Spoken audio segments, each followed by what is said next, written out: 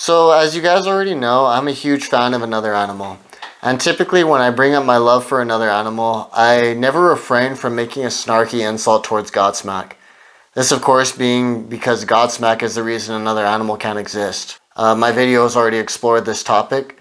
If you haven't seen that video, check it out, and if you've already seen it, here's to you. But in the midst of me replaying that Another Animal album over and over, it got me thinking, what exactly is Godsmack like? I heard them endlessly on the radio, I've peeked into their past 3 albums as they were released, but I feel like I've been intentionally ignorant towards Godsmack. Partly because of the Another Animal conflict, partly because of Sully Erna's feud with Scott Stapp, and partly because Godsmack is just an easy band to mock. But am I right to mock Godsmack? Especially when Godsmack makes up 60% of what I love about Another Animal?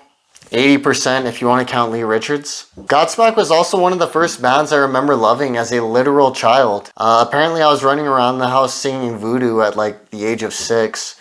Additionally, I seem to remember being distinctly obsessed with Serenity in 3rd grade.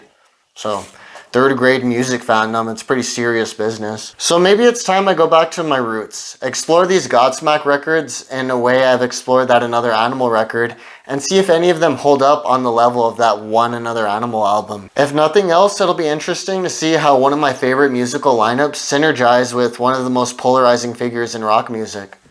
Sound familiar? So with an open mind and an open heart, let's explore all 7 of Godsmack's albums.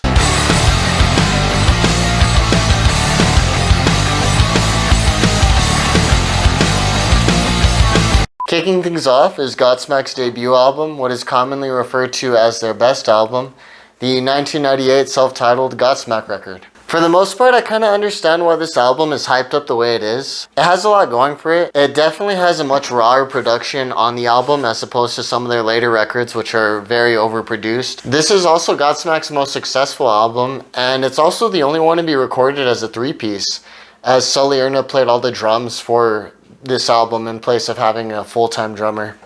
And that's actually pretty cool, and an important highlight of something I talk about throughout Godsmack's album rankings is, musically speaking, these guys are actually pretty talented. By no means is Sully Erna a one-trick pony. He plays all the drums on this album, in addition to also handling vocals and the rhythm guitar. And musically speaking, these guys play really, really well together. There's a genuine chemistry between Tony Rambola, Robbie Merrill, and Sully Erna. And for what it's worth, Godsmack does go for some unconventional songwriting, both lyrically and musically.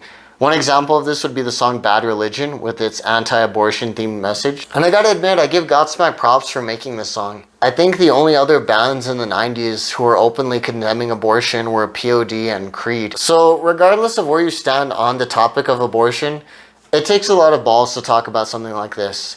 And it's something I give them props to. That is pretty cool of them to do that. As for a musically interesting song, that would have to go to Voodoo, which is also the best song on the album. Voodoo is actually very different from what was being released around the same time as this record. Its heavy bass-laden rhythm and its tribal drums give it a very unique sound compared to all the new metal, industrial metal, and post-grunge albums that were being released around the same time. It was one of my favorite songs as a child, and upon re-listening to it, I still enjoy it as much as I did back then. I would say it's mostly aged very well. Keep Away and Whatever are also fine. They're pretty good rock songs. I understand why these were as popular as they were, even if they are a bit generic. Lastly, I have to recognize the song Someone in London, which is an instrumental interlude into Get Up, Get Out. I think that's pretty cool, actually. It shows off a lot of creative range for Godsmack, and it reminds me of how Stone Temple Pilots did something similar with No Memory Into Sin. Indirectly, I would even say the music of Someone in London captures the entire vibe of the record, that whole sinister energy present throughout the entire Godsmack album. And that's where the compliments end. Outside of Whatever, Keep Away, and Voodoo, this record completely falls flat.